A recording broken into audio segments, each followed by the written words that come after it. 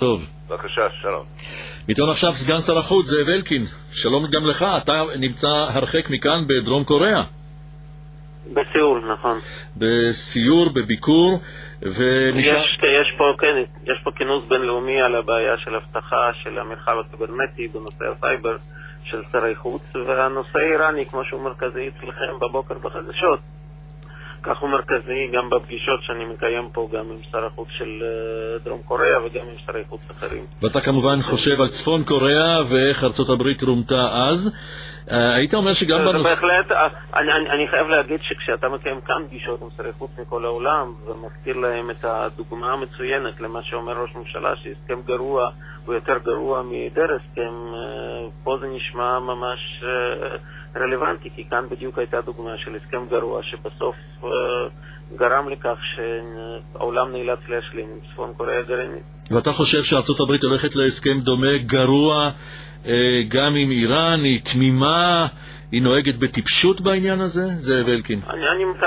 אני מקווה שלא. אני חושב ש... אתה לא בטוח שלא? בהחלט. לא, אני מקווה שלא. אני חושב שכדאי לקהילה בינלאומית ללמוד מטעויות העבר.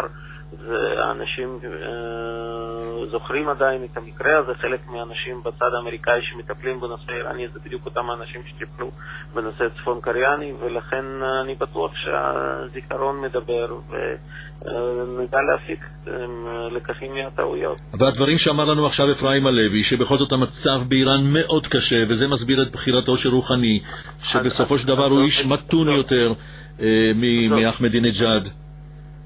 זאת בדיוק ההוכחה לכך שאם אם הקהילה הבינלאומית תעשה כאן טעות ותקל בסנקציות, לא יהיה פתרון דיפלומטי. הסיכוי היחידי לפתרון דיפלומטי טוב, שוב אני אומר, אנחנו צריכים פתרון טוב, לא צריכים פתרון גרוע שהוא רק יהפוך את איראן לגרעינית.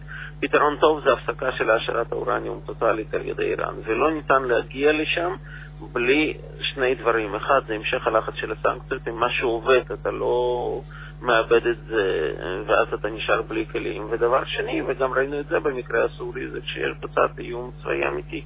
לפעמים איום צבאי אמיתי הוא זה שחוסך מאיתנו צורך בפעולה צבאית, וראינו את זה במקרה של סוריה, וזה נכון גם במקרה האיראני. עוד שאלה אחת אליך, בנושא שמתפרסם בשעה האחרונה, אותו סיפור של הוושינגטון פוסט, שטורקיה מכרה 10 מרגלים לטובת ישראל, לאזרחי איראן, במסגרת הכעס והנקמה של ארדואן על המרמרה אולי, וזה גרם לכך שמר נתניהו סירב הרבה מאוד זמן להתנצל על מה שקרה במרמרה. אתה מכיר את העניין הזה מקרוב? או בכלל? אני לא אתייחס לעניין הספציפי, אבל זה ברור שמערכת היחסים שלנו עם טורקיה, למרות שגם עשינו פה איזשהו מקווה סמלית והתנצלנו, היא מערכת יחסים מאוד מורכבת, לא בגללנו אגב, לא אנחנו אלה ששינינו את היחס לטורקים. הטורקים קיבלו החלטה אסטרטגית ללכת, במקום ללכת לכיוון אירופה, ללכת לכיוון של הובלה באזור שלנו, באזור של מזרח התיכון, ובחרו את הקלף האנטי-ישראלי כקלף נוח למעשה לבנות את המנהיגות סביבו. אני מאוד מאוד מקווה שבסופו של דבר הם יגיעו למסקנה שזה לא מביא להם תוצאות שכולנו יכולים לראות. אי אפשר להגיד שטורקיה בדיוק השיגה פה עמדת מנהיגה האזורית. ואנחנו יכולים לעבור, זאב אלקין, סגן שר החוץ, לסדר היום על מחירה כזאת של מרגלים לטובתנו באיראן על ידי טורקיה? שוב, אני לא אתייחס למקרה הספציפי הזה. נושאים מהסוג הזה עדיף שיטופלו בדרכים אחרות, ובוודאי לא בשידור ישיר ברדיו. כן, אני מבין שאני מאכזב אתכם, אבל לא, האמת שלא ציפינו שתאמר כאן דברים ברורים בעניין כל כך שושוי.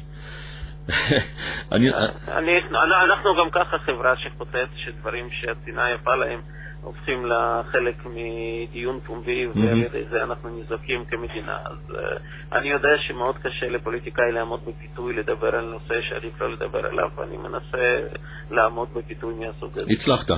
סגן שר החוץ זאב אלקין, אני מודה לך מאוד. תודה רבה ויום טוב.